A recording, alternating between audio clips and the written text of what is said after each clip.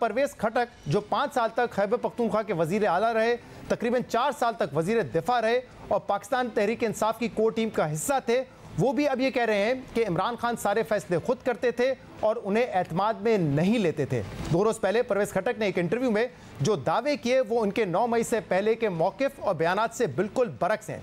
एक एक करके उनके मुख्तलिफ बयानात का जायज़ा लेते हैं। सबसे पहले 9 मई के वाक़यात से मुतल्लिक़ परवेज खटक ने कहा कि 9 मई के एहतजाज पर किसी को एतमाद में नहीं लिया गया था। ये फैसला उनकी दूसरी टीम ने किया था, यानी कि पीटीआई चेयरमैन की दूसरी टीम ने किया था, और अगर उन्हें इसका इल्म होता तो पहले ही मना कर देते। परवेज खटक साहब का ये मौक़िफ़ है कि उनको अंधेरे में रखा गया था। अगर उनको मालूम होता कि ऐसा कोई प्लान है तो वो इमरान खान को रोकते हो। वो ये भी कह रहे हैं कि जो कुछ हुआ गलत हुआ, लेकिन हकीकत यह है कि 9 मई के वाक़यात के बाद परवेज खटक ने इसकी मज़म्मत नहीं की थी, ना पार्टी का ओहदा छोड़ा था, बल्कि 20 तारीख को जब उनके हवाले से पीटीआई के ऑफिशियल अकाउंट ने यह ट्वीट किया कि वो पार्टी का हिस्सा है, कहीं नहीं जा रहे, तो उसको परवेज खटक साहब ने रीट्वीट किया और इस ट्वीट में यह भी लिखा हुआ था कि वो इमरान खान के साथ खड़े हुए हैं और उनको छोड़ने का, तहरीक इंसाफ को छोड़ने का सोच भी नहीं सकते। ये tweet PTI KP official account से किया गया, जिसको परवेज खटक साहब ने रीट्वीट किया 20 मई को। इसके बाद 1 जून को उन्होंने पार्टी नहीं छोड़ी, लेकिन अपना ओहदा छोड़ दिया।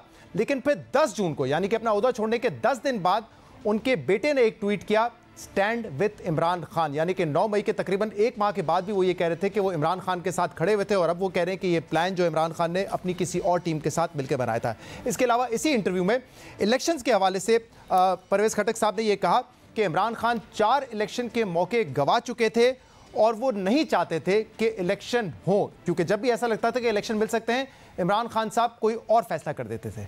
अब यहाँ परवेज खटक कह रहे हैं कि इमरान खान इलेक्शन नहीं चाहता था, वो जमहूरियत नहीं चाहता था, लेकिन सुनिए कि उससे पहले उनका क्या मौक़िफ़ था। मार्च 2023 में 21 मार्च 2023 को परवेज खटक साहब ये कह रहे थे कि ऑपोजिशन, यानी कि हुकूमत, पीडीएम की जो हुकूमत है, वो इलेक्शन से भाग रही है, हम तो इलेक्शन चाहते हैं।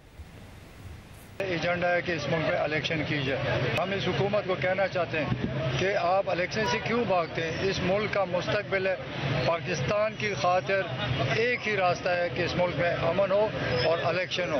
ये तो हम पर हमलावर होते हैं, जमान पार्क पे हमला होते हैं, पुलिस आता है, डंडे बरसाते हैं, हमारे वर्कर को जख्मी किया, गिरफ्तार किए। तो ये क्या चाहते हैं, इस मुल्क की अफरा तफरी चाहते हैं। यानी आज उनका ये मौक़िफ़ है कि पीटीआई के चेयरमैन इलेक्शन नहीं चाहते, जबकि 9 मई से पहले वो ये कह रहे थे कि पीडीएम हुकूमत इलेक्शन से भाग रही है। इसके अलावा खैबर पख्तूनख्वा और पंजाब असेंबली तहलील करने के हवाले से और नेशनल असेंबली से इस्तीफे देने के हवाले से परवेज खटक ने यह कहा कि कोई भी पार्टी में नहीं चाहता था कि कौमी असेंबली से इस्तीफे दिए जाएँ और केपी और पंजाब असेंबली तहलील की जाए। परवेज खटक आज ये कह रहे हैं कि कोई नहीं चाहता था कि असेंबली टूटे या असेंबली से इस्तीफे दिए जाए, लेकिन उससे पहले जब ये फैसले किए गए तो वो इन फैसलों का दिफा करते थे, बल्कि ये कहते थे कि पूरी पार्टी इन फैसलों पर एक पेज पर है, और ये भी कहते थे कि हमें चैलेंज किया गया था कि आप सूबाई असेंबली तोड़ दें तो हम कौमी असेंबली के इलेक्शन करवा देंगे, तो अब क्या वजह है कि हमने तो अपना वादा पूरा किया लेकिन आप भाग रहे हैं। इसके अलावा परवेज खटक ने साइफर और अमरीकी साजिश के हवाले से भी बात की। उन्होंने कहा कि हमें नहीं पता कि इमरान खान ने ये साइफर क्यों इसको सियासी तौर पे इस्तेमाल किया, हमने तो कभी ये साइफर देखा भी नहीं था और इमरान खान इसको सियासी तौर पे इस्तेमाल कर रहे हैं। तो परवेज खटक कह रहे थे कि साइफर के हवाले से मुझे मालूम नहीं क्यों इमरान खान इसको इस्तेमाल कर रहे थे अपनी सियासत के लिए, लेकिन उससे पहले जब इमरान खान ये पूरी तहरीक चला रहे थे कि अमरीकी साजिश है, साजिश के ज़रिए उनकी हुकूमत को गिराया गया, जो हुकूमत में आए हैं वो गद्दार हैं, तो उस वक्त इस बयानिए को आगे बढ़ाते थे। ऐसा नहीं था कि वो उससे डिसएग्री करते थे और खामोश रहते थे, वो इस बयानिए को आगे बढ़ाते थे। परवेज खटक साहब खुद कहते थे कि नवंबर 2021 से ये साजिश तैयार की गई, जब इमरान खान ने ये कहा था कि एब्सोल्युटली नॉट, हम अड्डे नहीं देंगे। उन्होंने अपने जो मुखालफिन हैं उनको गद्दार भी कहा और ये भी कहा कि जब आप अवाम में जाएंगे तो आपको जूते पड़ेंगे, आपका मुंह काला किया जाएगा।